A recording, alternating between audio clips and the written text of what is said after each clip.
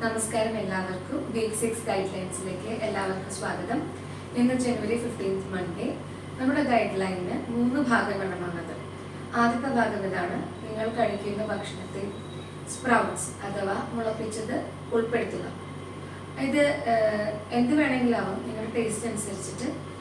ഇതുകൊണ്ട് നമുക്കറിയാം ഈ പ്രോസസ്സ് ഉണ്ടല്ലോ, സ്പ്രൗട്ടിംഗ് എന്നുള്ള പ്രോസസ്സിൽ പ്രോട്ടീൻ കുറച്ചും കൂടി കൂടുതലായിട്ട് ഉണ്ടാകുന്നു എന്നുള്ളത് നമ്മൾ സ്കൂളുകളിൽ പഠിച്ചതാണ്. ഇതിൻ്റെ കൂടെ വായിക്കാനുള്ളതാണ് ഈ പ്രോസസ്സിൽ ഉണ്ടാകുന്ന ബാക്കി എന്തൊക്കെയാണെന്നുള്ളത്. Vitamin K, C, iron, selenium, zinc, folic acid എന്നിവ എല്ലാം തന്നെ ഈ ഒരു പ്രോസസ്സിൽ കൂടെ കൂടുതലായിട്ട് ദേഹത്തിലേക്ക് എത്താനുള്ളൊരു വഴിയാണ് സ്പ്രൗട്ട്സ് ഉൾപ്പെടുത്തുക എന്നത്.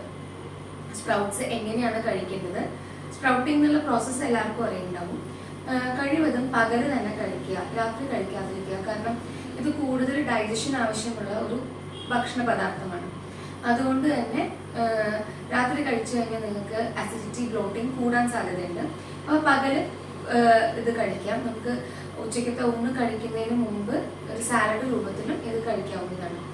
രണ്ടാമത്, ഇത് കഴിക്കുമ്പോൾ ശ്രദ്ധിക്കേണ്ടത്, നിങ്ങളത് കഴിച്ച ഉടനെ തന്നെ വെള്ളം കുടിക്കരുത്. ഇത് കഴിക്കുന്നതിന് മുമ്പ് നിങ്ങൾക്ക് വെള്ളം കുടിക്കാം. പിന്നെ ചിലർക്ക് ഇത് കഴിക്കുന്നത് കൊണ്ട് ചെറിയ ഒരു കോൺസ്റ്റിപ്പേഷൻ ടെൻഡൻസി ഉണ്ടാവാറുണ്ട്. ചെറുപയറൊക്കെ മുളപ്പിക്കുമ്പോൾ ഇത് വേവിച്ചിട്ടാണ് കഴിക്കുക. വേവിക്കുമ്പോൾ അത് ഡൈജഷൻ കുറച്ചും കൂടി എളുപ്പമാക്കും. അതിൻ്റെ കൂടെ തന്നെ ഒരു ചെറിയ അളവിൽ എണ്ണ അല്ലെങ്കിൽ നെയ്യാണ് ഏറ്റവും ബെസ്റ്റ്. നെയ്യ് ചേർത്ത് കഴിഞ്ഞിട്ടുണ്ടെങ്കിൽ ഇത് ഡൈജസ്റ്റ് ചെയ്യാൻ വളരെ എളുപ്പമായിരിക്കും. രണ്ടാമത്തെ ഭാഗം, നിങ്ങൾ ജ്യൂസ് കുടിക്കുന്ന ആളാണെങ്കിൽ ജ്യൂസ് ഉപേക്ഷിക്കുക എന്നുള്ളതാണ്. ജ്യൂസിന് പകരം മുഴുവനായിട്ടുള്ള ഫ്രൂട്ട്സ് കഴിക്കുക. അതുകൊണ്ട് നിങ്ങളുടെ പല്ലുകളുടെ ആരോഗ്യവും എല്ലുകളുടെ ആരോഗ്യവും കൂടുന്നു.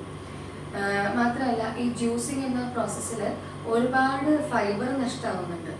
അപ്പോൾ ഒരു ഹോൾ ഫ്രൂട്ട് കഴിച്ചിട്ടുണ്ടാവുന്ന ഫുൾനെസ് ഒരിക്കലും നമുക്ക് അതേ ഫ്രൂട്ട് അതേ അളവിൽ ജ്യൂസ് അടിച്ചിട്ട് കഴിഞ്ഞിട്ടുണ്ടെങ്കിൽ കിട്ടില്ല.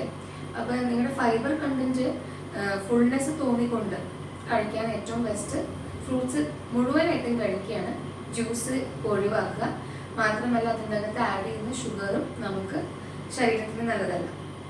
മൂന്നാമത്തെ ഭാഗം ഇതാണ്: നിങ്ങൾ 2 or 3 നില കയറാനായിട്ട് ദയവീത് എലിവേറ്ററോ അല്ലെങ്കിൽ എസ്കലേറ്ററോ യൂസ് ചെയ്യാണ്ട് സ്റ്റെയർസ് യൂസ് ചെയ്യാൻ ശ്രദ്ധിക്കുക.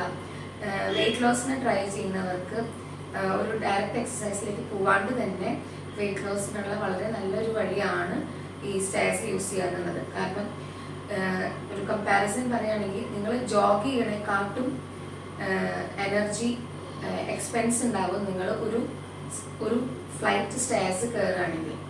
ഇത് 3 നമ്മുടെ ഈ പ്രാവശ്യത്തെ ഗൈഡ് ലൈൻസിൽ ഉൾപ്പെടുത്തിയിരിക്കുന്നത്. ഇനിയുള്ളത് എക്സസൈസസ് ആണ്. അതിൻ്റെ വീഡിയോ ഇതിൻ്റെ കൂടെ ഷെയർ ചെയ്യുന്നതാണ്. Thank you.